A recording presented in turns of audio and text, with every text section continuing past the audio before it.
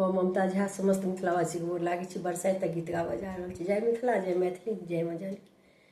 चलू चलू है सखी गीत गाबू है सखी, बड़ पूजा के होए तबेर है। पूजा करब सब मन लागी, चलू चलू है सखी गीत गाबू है सखी,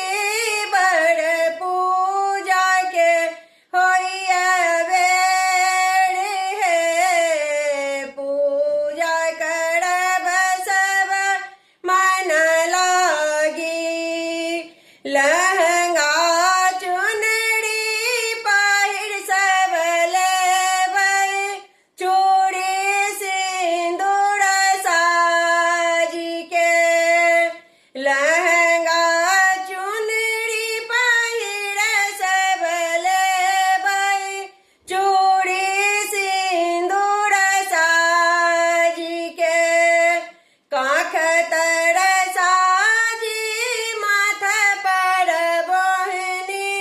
छाता तानब हाथ में सखी, छाता तानब हाथ में। चलू चलो है सखे, चलू चलो है सखे गीत गाबू है सखे, बड़ पूजा के होइया अबेर हे।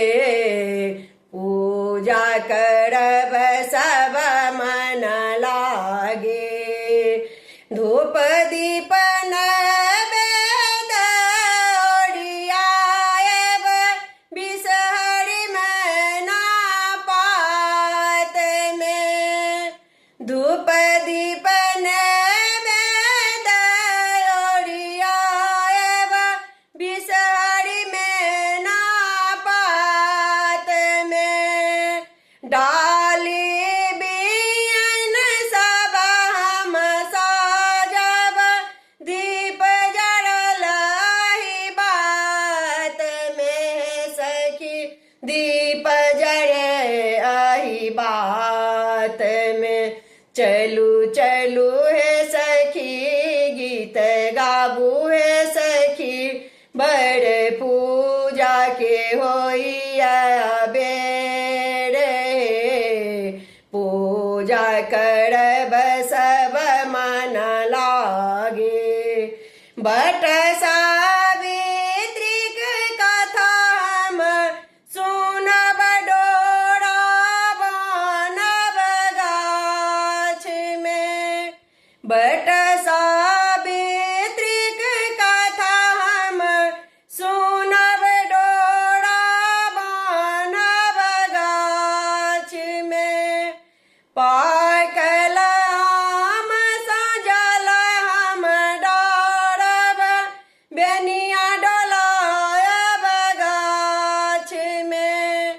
पाकल आम सजल हम ढारब, बेनिया डोलायब गाछ में सखी, बेनिया डोलायब गाछ में।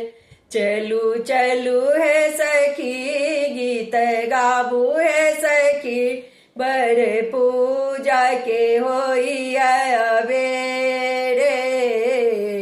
पूजा करब सब मन लागे, पूजा करब सब मन लागे। धन्यवाद।